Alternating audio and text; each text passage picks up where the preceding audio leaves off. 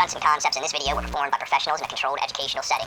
Please remember that any attempts to psychoanalyze your friends and family based on this content should be approached with caution. The makers of this video are not responsible for any existential crisis, misplaced diagnosis, or self-reflection spirals that may occur. Viewer discretion and a semi-functional frontal lobe are advised. Enjoy. What's up, Internet? And welcome back. My name is Tim Stedman, and this is Get Psyched with me, Tim Stedman. So, you guys ready for another unit review? Well, if you are, good news. I've got a pretty solid one lined up for you right here. Today, we're tackling Unit 3 of AP Psychology, Development and Learning, which is going to be all about how we grow and learn throughout our lives. So, now would be a pretty good time to take those review guides out and get that frontal lobe jump-started because the learning is about to commence.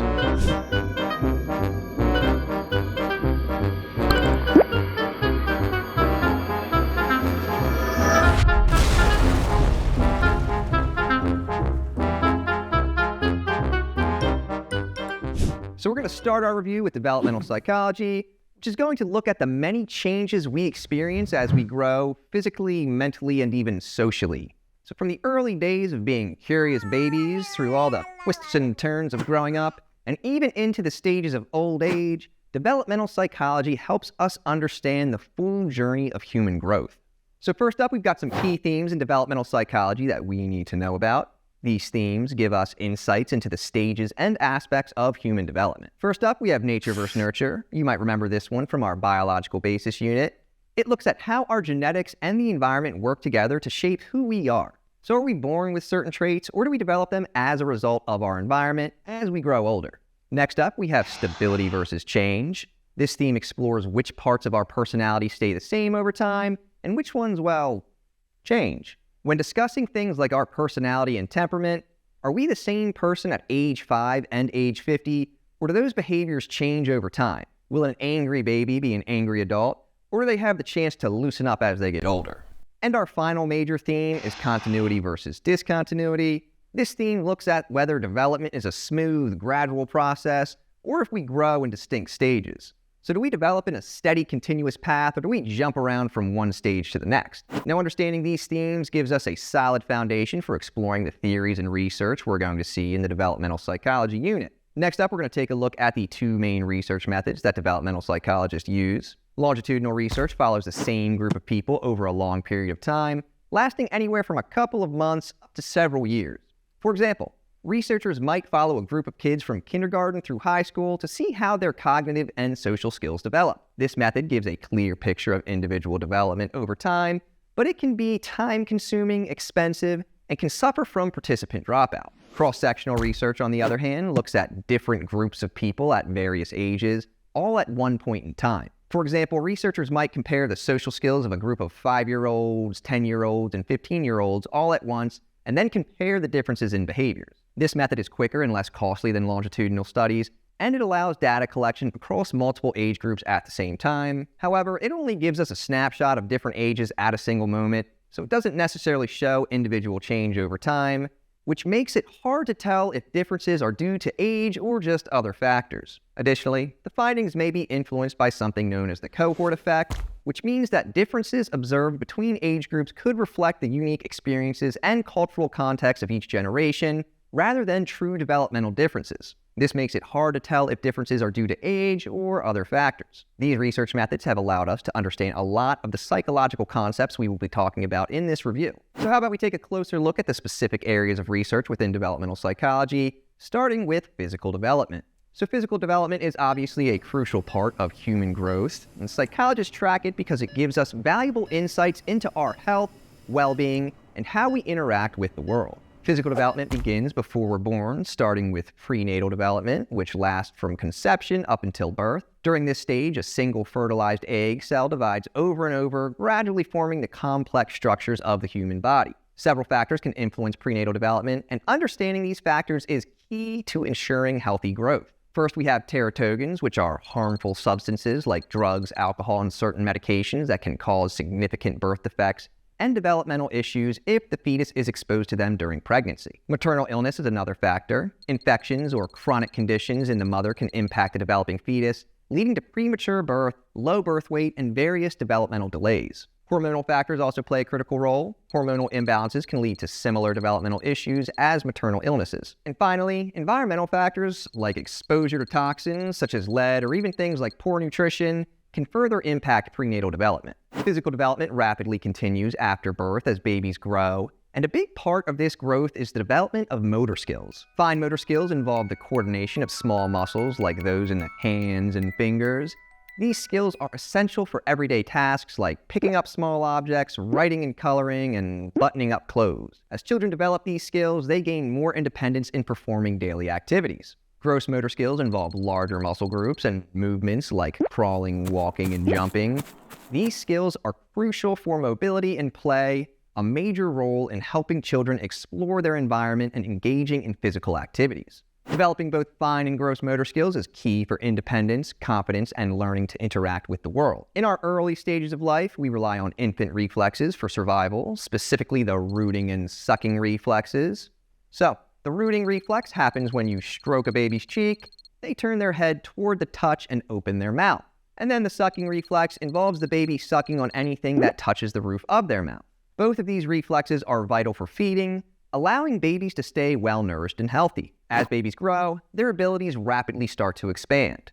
One interesting way psychologists have studied physical development, especially depth perception in infants, is through something called the visual cliff apparatus. The visual cliff experiment was designed to test an infant's depth perception, specifically their ability to perceive and avoid dropping off of a so-called cliff.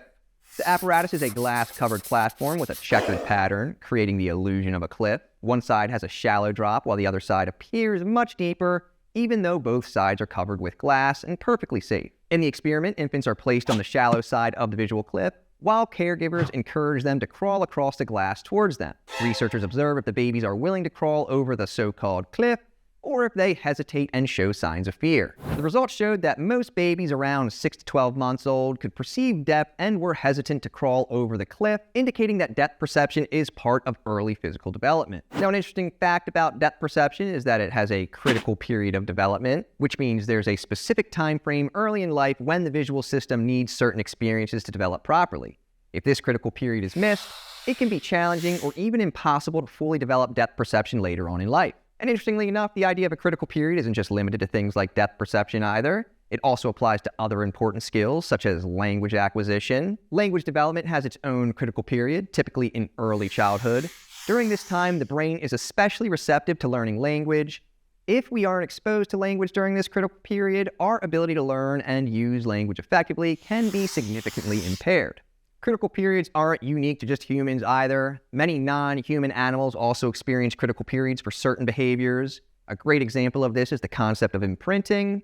Imprinting is a type of learning where a young animal fixates on the first object it encounters, usually its parent, and follows it for safety and survival. A classic example of imprinting is seen in little baby ducks. Shortly after hatching, they instinctively follow the first moving object they see, which is usually their mama duck, which is an instinctual behavior that keeps the baby duck safe.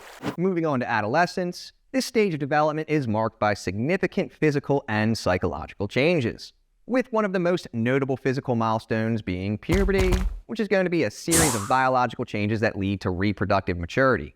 So this period is also going to include things like growth spurts, where teens experience rapid increases in height and weight. During this awkward stage of puberty, we start to see the development of primary sex characteristics, which are just the body structures directly involved in sexual reproduction.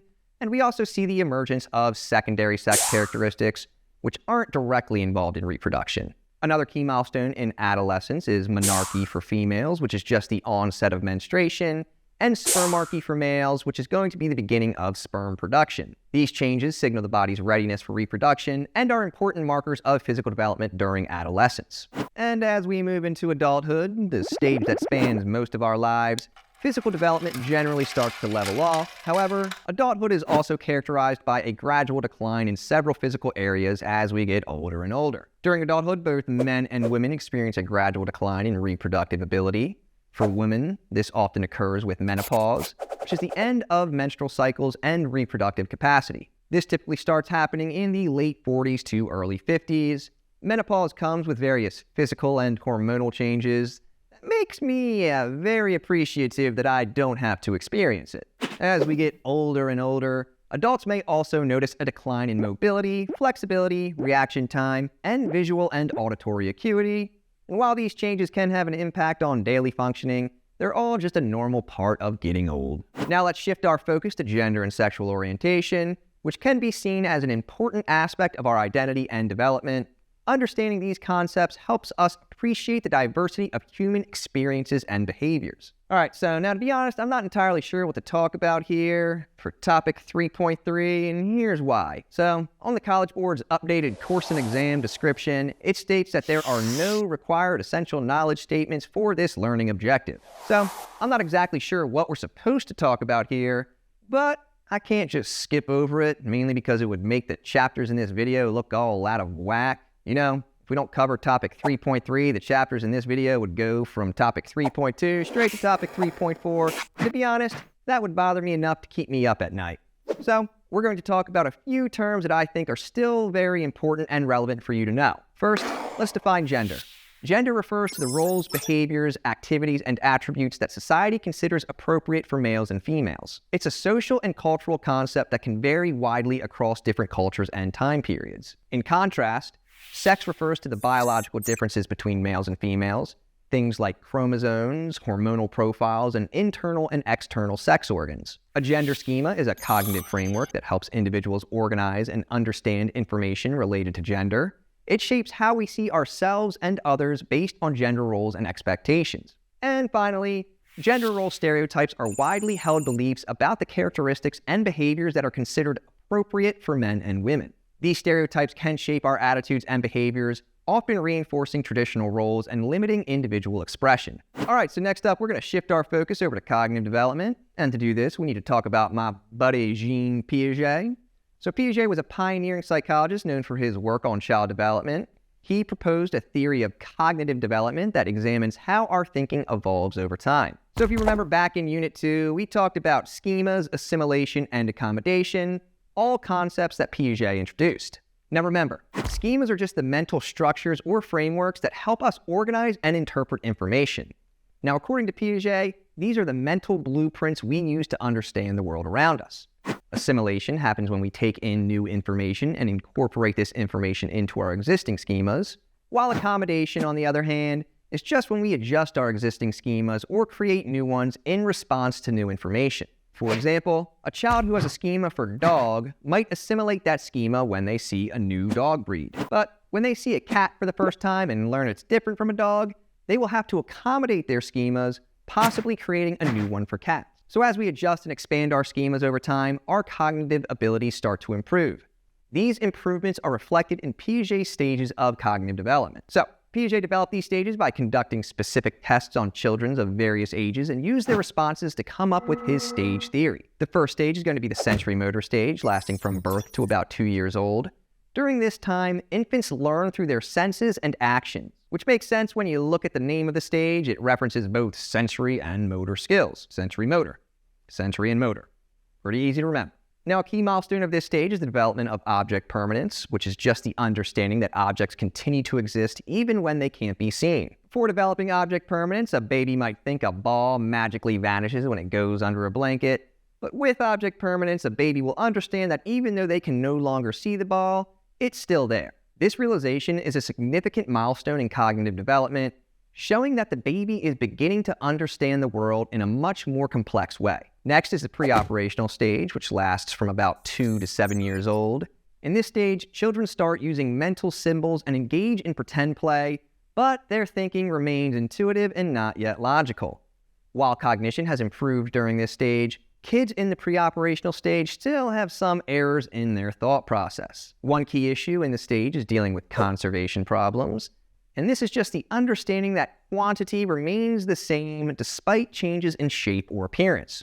For example, if I pour juice from a short, wide cup into a tall, thin one, my daughter might think there's more juice in the tall glass just because it looks different. All right. So we got 2 glasses, right? Then we got some juice. Lemon juice. Can kids have that kind of They can have this kind of juice. All right. flavor, is it? I think it's fruit punch. Oh, I'm gonna try it. All right, so we're going to put some in there. And after this cup, and after the whole cup, can I try some of this. Of course you can. Well, All right. that was Yeah, a little bit. Is there more juice in this cup? Is there more juice in this cup? Or is there the same amount of juice? always the same. Same amount of juice? Okay. That's a good question or a good answer. All right. Now we're going to take this juice and pour it into this cup. All right. Now, does this juice have, or does this cup have more juice? Does this cup have more juice? Or do they look the same? This one has more juice and this one doesn't because this one's bigger and we can't fill all the way up to the cup of equal shots of fill. Oh, so this one has more juice now over this one? Good. I'm going to take a sip. Cheers.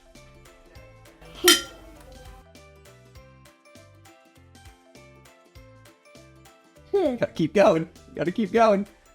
Oh! You okay? I cannot fill. That's good. That's good. All right.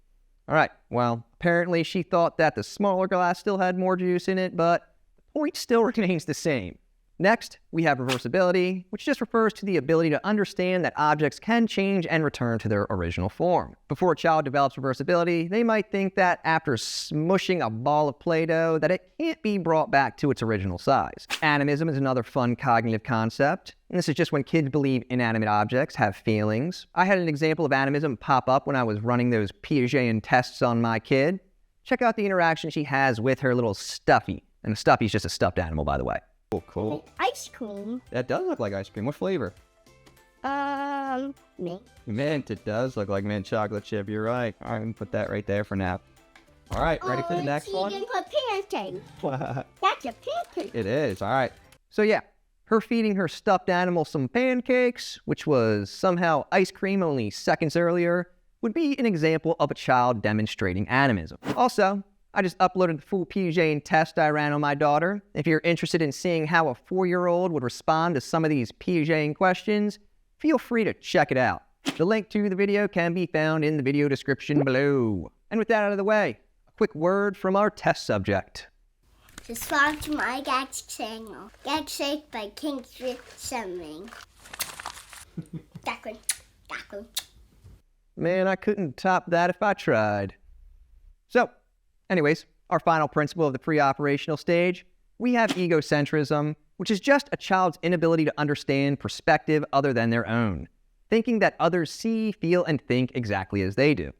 This is the reason a toddler has no shame in standing directly in front of a TV, blocking the view from everyone else. These concepts show how children's thinking evolves during this stage, helping us understand the unique view of the world.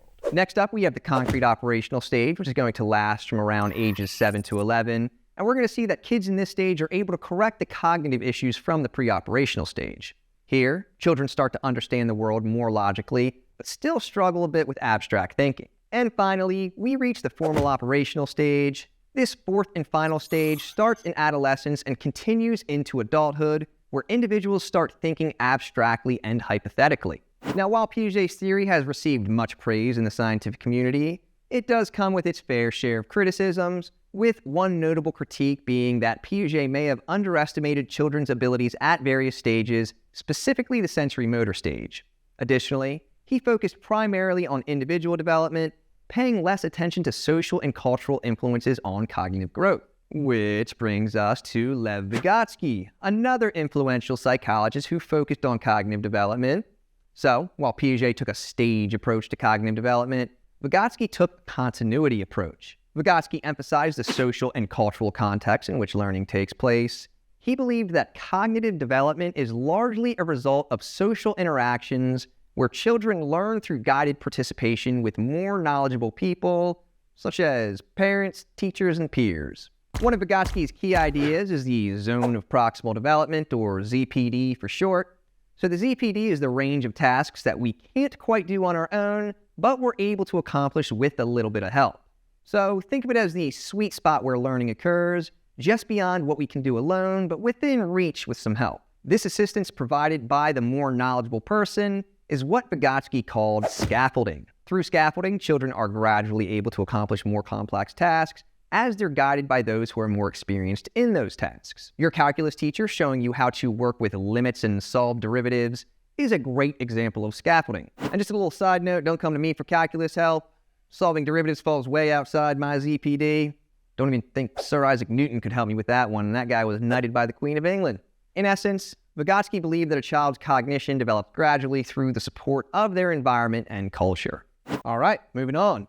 Now how about we talk about the changes our cognitive abilities go through as we age by taking a look at crystallized and fluid intelligence. So crystallized intelligence refers to the knowledge and skills we accumulate over our lives, like vocabulary and facts. This type of intelligence tends to remain stable or even increase with age because it's built on our experiences and education. Now, on the other hand, fluid intelligence is the ability to reason quickly and think abstractly, solving new problems without relying on our prior knowledge. Fluid intelligence tends to peak in early adulthood and then gradually declines as we age, which can affect our problem-solving skills and processing speed. Now, as we age, some adults may experience cognitive disorders that significantly impact daily life. One such disorder is dementia, which is a broad category of brain diseases that cause long-term gradual decreases in the ability to think and remember, which can interfere with daily functioning and independence. Alzheimer's disease, which we discussed in our last unit review, is the most common form of dementia we see. All right, so now that we've covered a good bit of cognitive development, how about we go ahead and take a look at a crucial aspect of our cognition, which is going to be our language. So language is a shared system of communication that follows rules to convey meaning.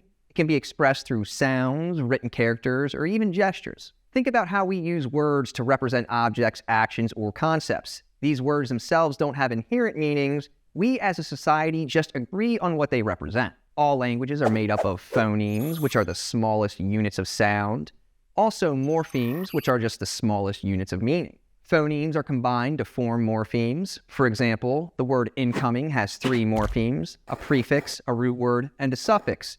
Each morpheme has its own individual meaning, and combining them creates new words and new meanings. The meaning we derive from words and sentences is known as semantics. Grammar and syntax are the rules that govern how we combine words into meaningful sentences. Grammar includes the overall rules of a language, while syntax refers specifically to how words are arranged within a sentence. In the words of Britney Spears, "Oops, I did it again. I messed up the script, got lost in the lecture. Oh baby, baby. I forgot to talk about how babies learn language. So again, here we are in my room of shame." So how about we quickly go through the stages of language development so I can redeem myself. So first up, we have the cooing stage, which starts from about 6 to 8 weeks old. This is when babies make those adorably annoying goo goo gaga sounds, which is going to be their first way of experimenting with sounds. By 4 to 6 months, they move on to the babbling stage, where they start to combine vowels and consonants. This is when you start to hear sounds like baba or dada filling the house. Around their first birthday, they hit the one-word stage. At this stage, a simple word such as milk or doggy can represent an entire thought. Simple, but effective. And then between 18 and 24 months, toddlers are going to enter the telegraphic speech stage. This is just where kids start to combine 2 or 3 words into basic phrases like want cookie or go park. They skip the fluff and get straight to the point. And after that, their language skills really start to take off and they start forming sentences before your very eyes. Or I guess ears, maybe. All right, cool. There we go. So now that we covered that, we're going to head back to the other clearly less handsome, more incompetent version of myself, who will finish up the discussion of language for you. Bye-bye.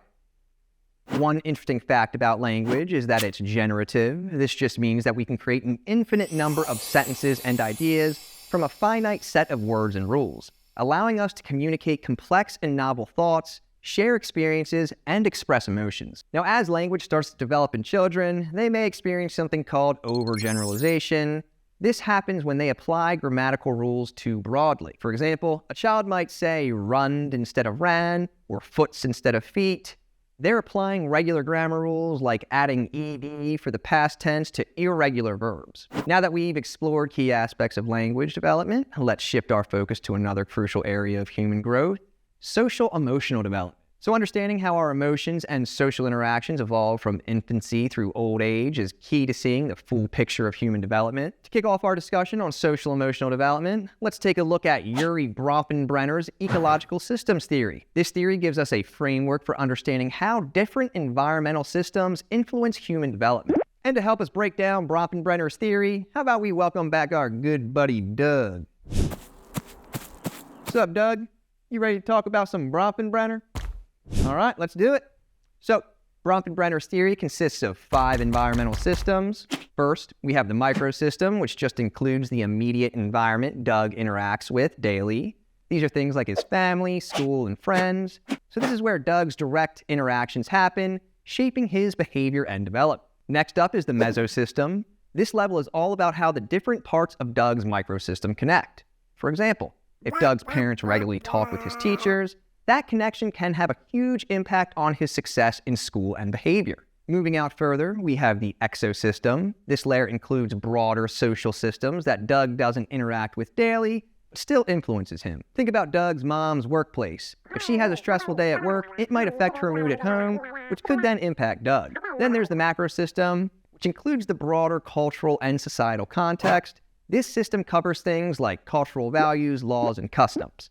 For example, the education policies in Doug's country influence the quality of schooling he receives. And finally, we have the chronosystem, which deals with the dimension of time. This layer includes major life events and transitions that Doug goes through over time, like moving to a new city or growing up during the COVID-19 pandemic.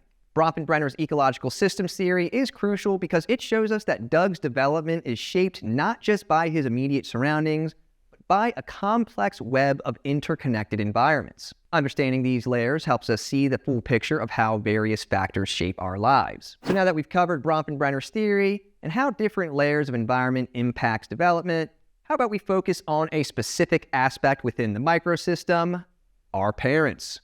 So we're going to see how a caregiver's approach with their children can play a huge role in shaping their development. Now, Doug doesn't really like talking about his parents, so he's going to head out for now.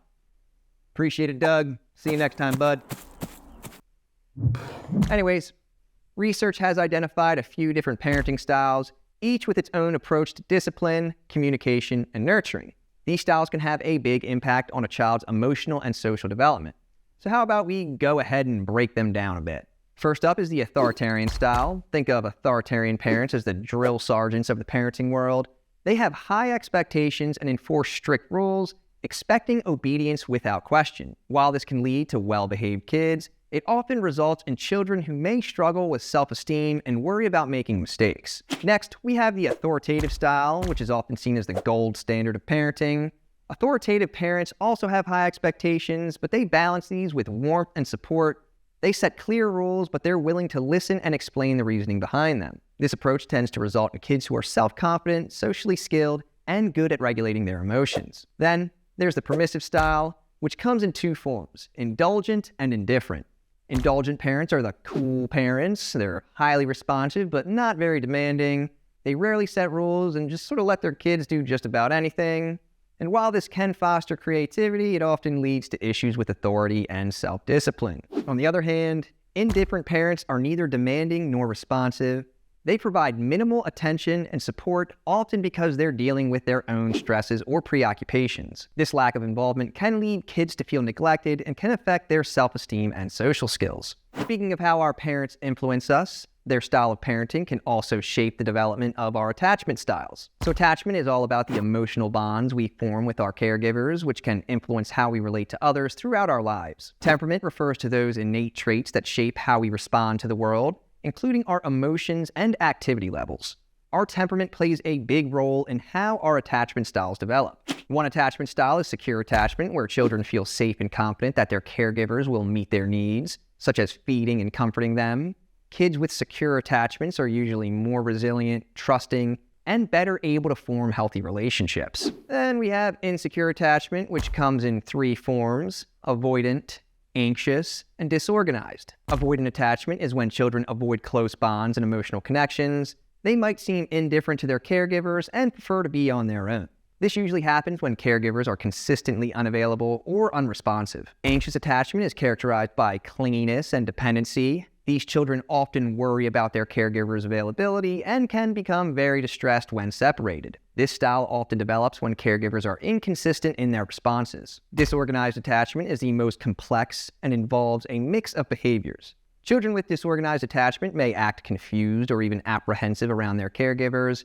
often due to experiencing unpredictable or frightening caregiving. Understanding these attachment styles gives us insight into how our early interactions with caregivers can shape our future relationships and emotional well-being. And speaking of how these bonds affect us, let's dive into separation anxiety. Separation anxiety is a common and natural response in young children when they're separated from their primary caregivers. It's usually triggered by the distress or anxiety they feel when they are away from their parents, often leading to clinginess, crying, or even tantrums. This reaction is especially common in infants and toddlers as they start to understand object permanence and develop strong attachments to their caregivers. Separation anxiety highlights just how strong and essential the bond between a child and their caregiver is. And this brings us to an important study on attachment that was conducted by psychologist Harry Harlow in the 1950s and 60s. In his famous experiment with rhesus monkeys, Harlow separated infant monkeys from their mothers and gave them two surrogate mothers, one made of wire that provided food and nourishment, and another made of soft cloth meant to provide comfort. The results were rather surprising, as Harlow found that the monkeys spent significantly more time clinging to the cloth mother, seeking comfort and security over the nourishment provided by the wire mother. Harlow even found that infant monkeys that were unable to form an attachment displayed severe emotional and social issues, such as increased aggression, fearfulness, and difficulty interacting with other monkeys as they grew older. Harlow's research shows us just how crucial early emotional bonds with caregivers are, and as children grow, their interactions with peers start to become an increasingly important part of their development. In early childhood, we see something called parallel play emerge, which is just when children play alongside each other without actually interacting or playing with one another. It's a crucial first step that helps kids start to understand social interactions and boundaries. As they move into adolescence, social dynamics take on new layers. One interesting concept here is the imaginary audience, where adolescents often feel like they're the center of everyone else's attention, making them extremely self-conscious. They might feel as if every action and detail of their appearance is being constantly scrutinized by others, which can lead to heightened self-awareness and sometimes anxiety. And yeah, I think you youngins out there call this main character syndrome or something. Another key concept is the personal fable, which is the belief that adolescents' experiences are unique and not understood by anyone else. This sense of uniqueness can lead to risky behavior, as the adolescent brain can feel invincible or immune to harm. Social development continues into adulthood, with culture playing a major role in shaping it. One important idea here is the social clock. This refers to the cultural norms and expectations for the timing of major life events, such as finishing school, starting a career, getting married, and having children.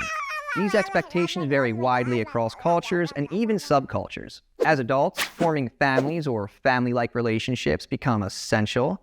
These connections provide mutual support and help us navigate the challenges of the adult world. Our childhood attachment styles can even affect how we form attachments as adults. For instance, someone with a secure attachment in childhood is more likely to build healthy, trusting relationships in adulthood. And on the flip side, individuals with insecure attachment styles may face challenges when it comes to forming and maintaining close relationships. American child psychologist Erikson developed a theory of psychosocial development that gives us insights into how social factors influence our growth. Psychosocial development refers to the shifts in how we interact with one another and understand ourselves over time. Erikson proposed that we encounter specific psychosocial conflicts at different life stages. These conflicts are challenges where we balance our personal needs with society's expectations, and resolving these conflicts, according to Erikson, allows us to develop in a healthy way. So how about we go ahead and take a look at Erikson's stage theory of development. So in the first year of life, infants encounter the trust versus mistrust stage. When their basic needs like food, comfort, and affection are consistently met, they develop trust. If not, they may grow mistrustful of the world around them. Between ages of 1 and 3, children face the autonomy versus shame and doubt stage. This is where they begin asserting independence. Successful experiences like potty training or picking out clothes lead to a sense of independence, while overly critical feedback can bring on shame and doubt. From ages 3 to 6, children enter the conflict of initiative versus guilt. They start initiating activities and interacting with other kids.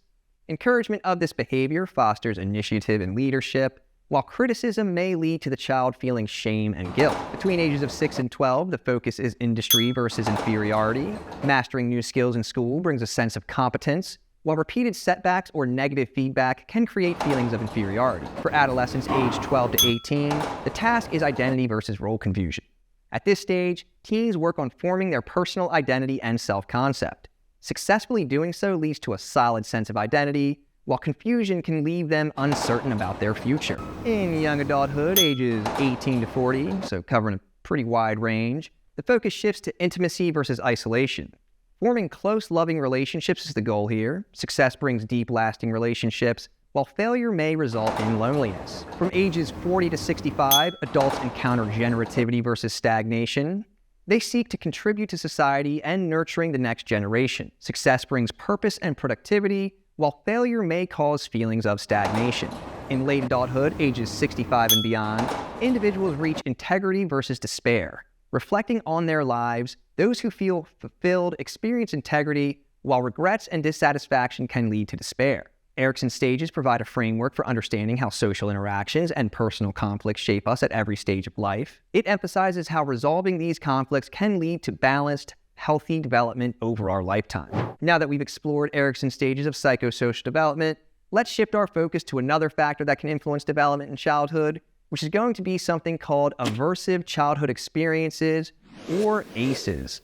These are potentially traumatic events that occur during childhood, including experiences like abuse, neglect, or household dysfunction. ACEs can have serious impacts on development and may shape how a child grows both physically and emotionally. Sociocultural factors such as socioeconomic status, cultural norms, and access to resources can influence how often ACEs occur and how children cope with them. For example, communities with strong social support networks can often provide better protection and support against the impact of ACEs. The long-term effects of ACEs are significant. Research shows that people who experience multiple ACEs face a higher risk of physical and mental health issues, such as heart disease, depression, and substance abuse. These early hardships can alter brain development, affect stress responses, and impact overall well-being. But here's some hope.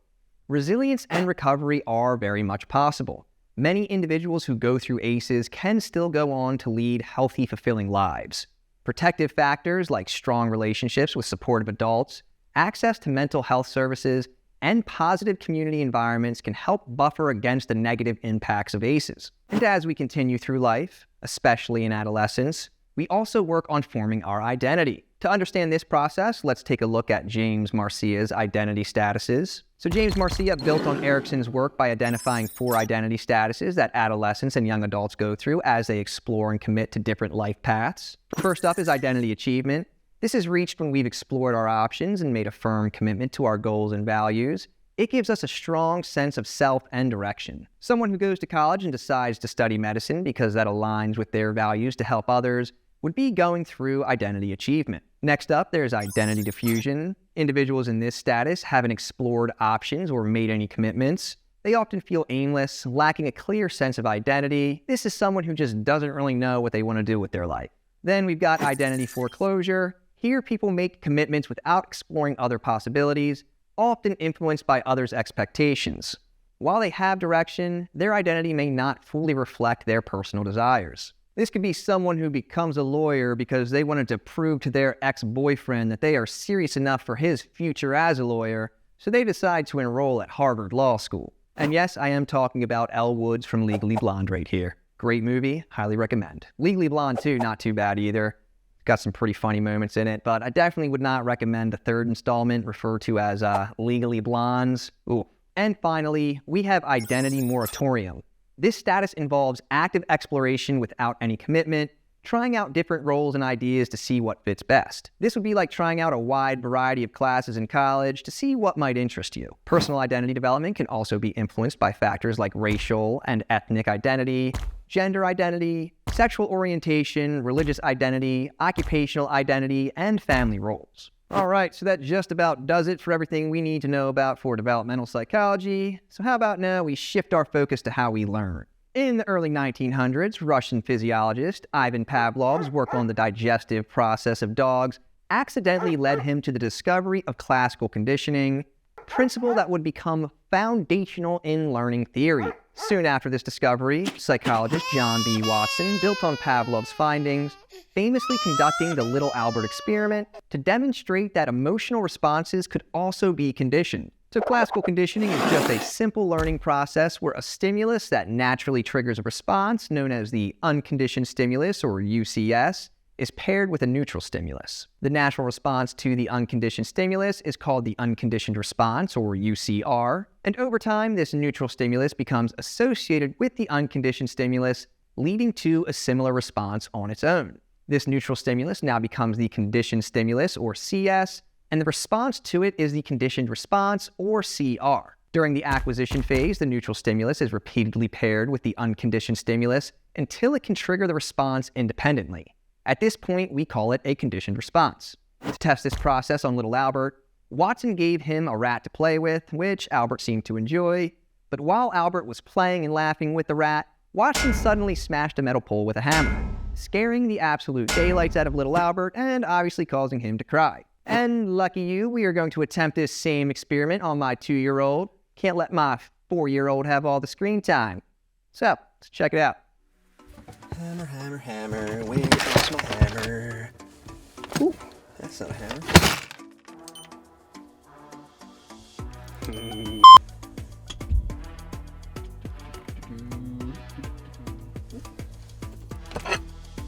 This'll work as a metal pole, I think. Maybe.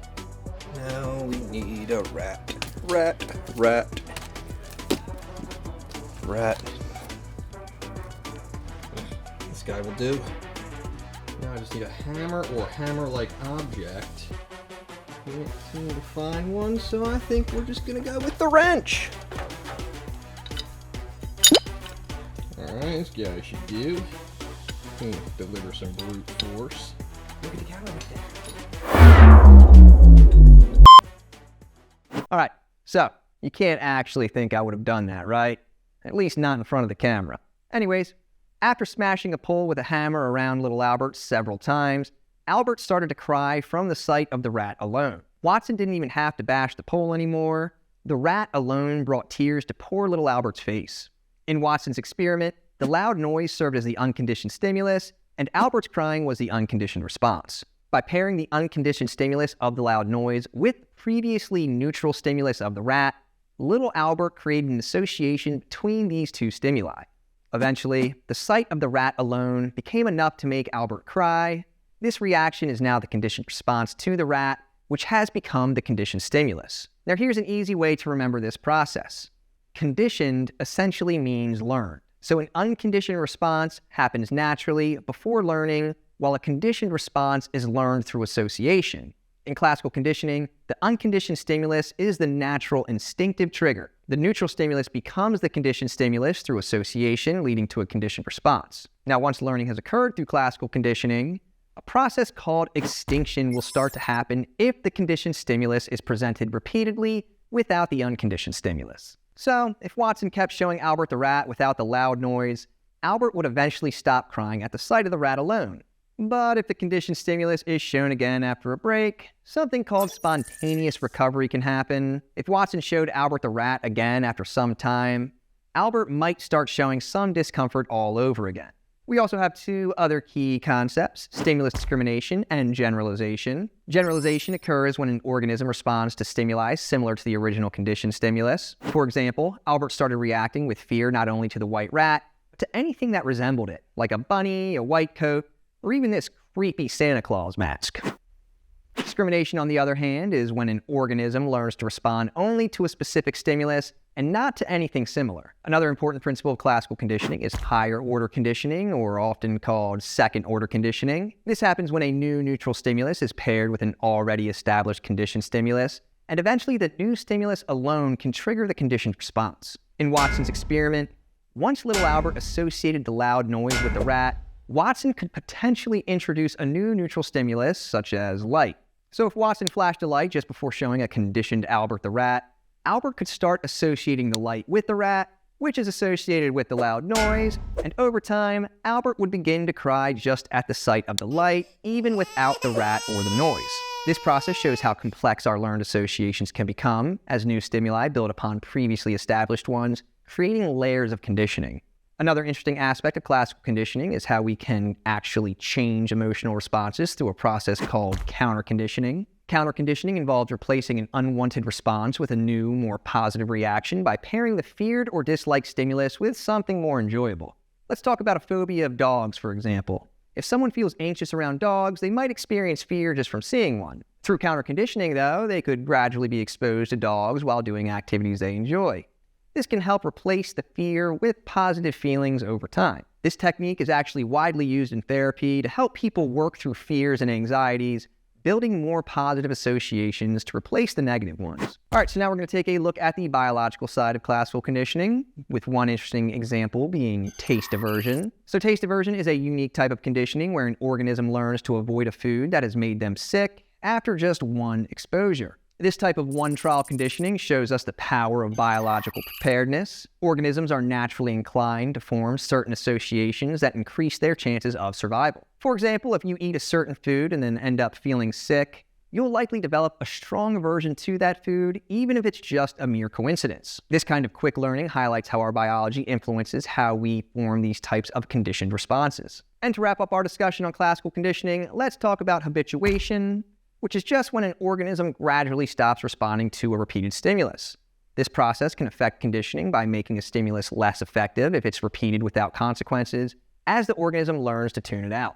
All right, so with classical conditioning out of the way, how about we take a look at our second form of conditioning, operant conditioning. Operant conditioning was heavily influenced by a psychologist, Edward Thorndike's law of effect. Thorndike's principle tells us that behaviors followed by favorable consequences are more likely to be repeated, while behaviors followed by unfavorable consequences are less likely to be repeated. Kind of obvious. This concept laid the groundwork for B.F. Skinner's research on operant conditioning.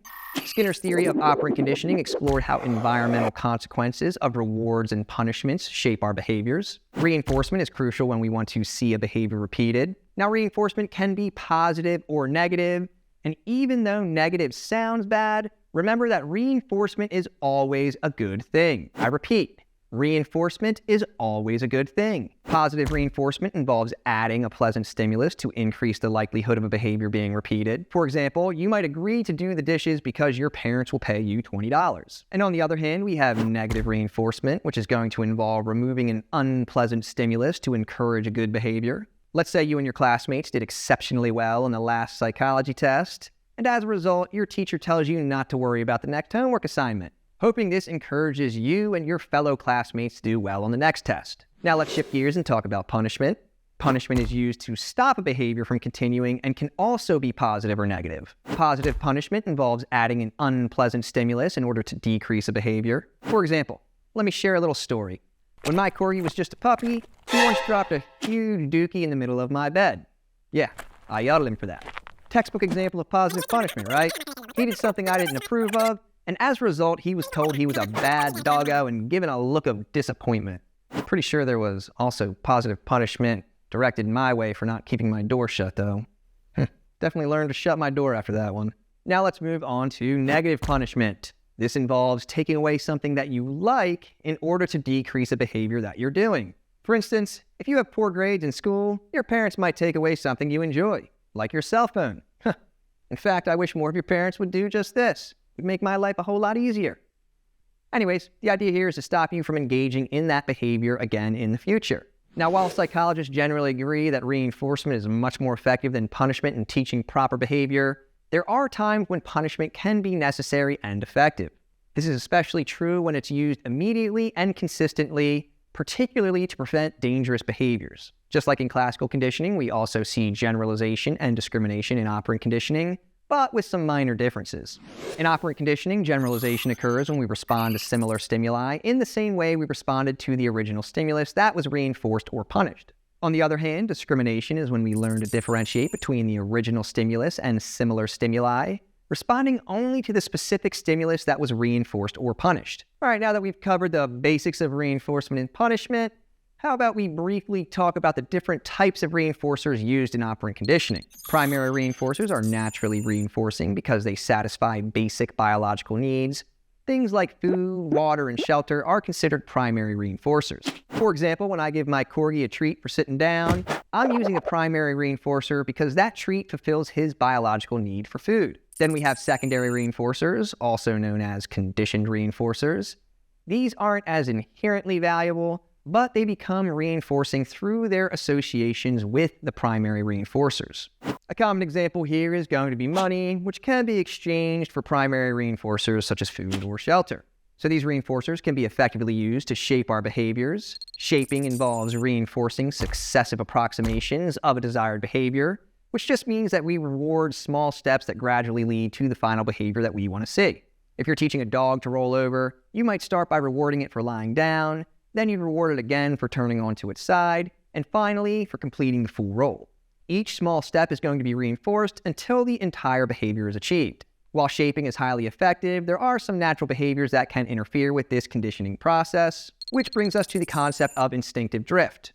Instinctive drift occurs when an animal's innate behaviors interfere with conditioned response. For example, no matter how many times I try to reinforce my corgi to stop nipping at my ankles, his herding instinct will most likely kick in when I start running around. Another interesting aspect of operant conditioning is superstitious behavior. Superstitious behavior develops when an individual mistakenly believes that a specific action is linked to a particular outcome, even when there's no actual connection. So let's say that every time you wear a certain shirt, you do well on a test. You might start wearing that shirt to every exam, thinking it brings you good luck, even though there's no real causal link there.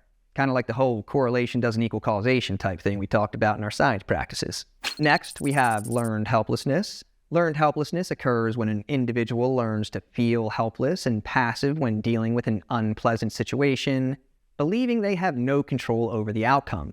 This often happens after repeated exposure to uncontrollable events. It can lead to a state where the individual no longer attempts to change or escape the situation, even when opportunities for change are present. Understanding learned helplessness helps us see how past experiences can shape our behavior and mindset, sometimes leading to a sense of powerlessness. And to bring an end to operant conditioning, let's take a quick look at the differences between continuous and partial reinforcement.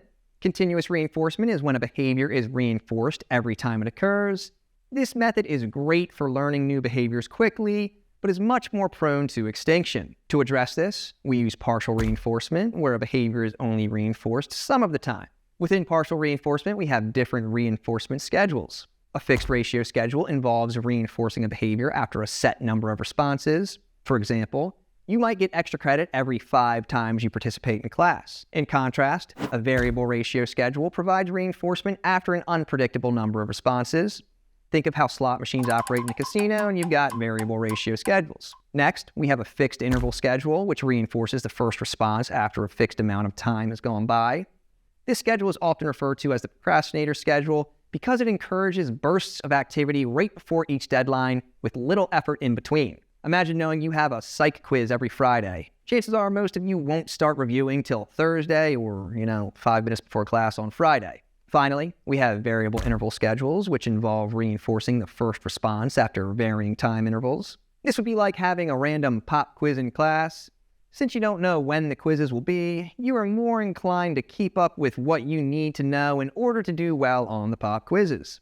According to psychologists, out of all these reinforcement schedules, the variable ratio schedule is the most resistant to extinction, and this is just because it creates a sense of unpredictability in the reinforcement process. When individuals know that rewards are given after an unpredictable number of responses, they are more likely to persist in the behavior even if the rewards are not consistently provided. This unpredictability keeps them engaged, hoping for that next reinforcement.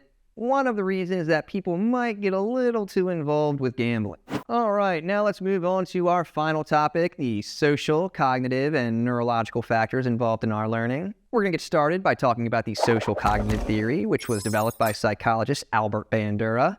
This theory highlights how we learn behaviors by observing and imitating others, a process that is known as vicarious conditioning. One of the most famous demonstrations of this theory was Bandura's Bobo doll experiment. In this study, children watched an adult model act aggressively toward a Bobo doll, which is just going to be a large inflatable clown toy with a solid center of gravity, so when you hit it, it comes right back up and you can hit it again.